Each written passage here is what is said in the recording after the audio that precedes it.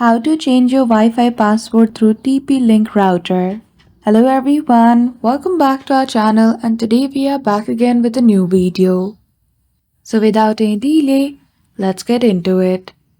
For that, firstly you need to download TP-Link application. Log in with your account details.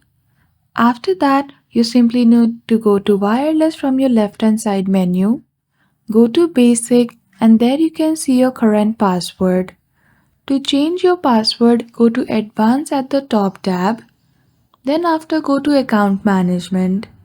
You simply need to enter your old username and old password in order to change your password. Once you have saved your new password, confirm it again and click on Save. So that's it. Just like that, you will be able to change your Wi-Fi password through your router. So I hope you found this video helpful. If you did, don't forget to give it a thumbs up and subscribe to our channel for such tutorial. Thank you for watching till the end.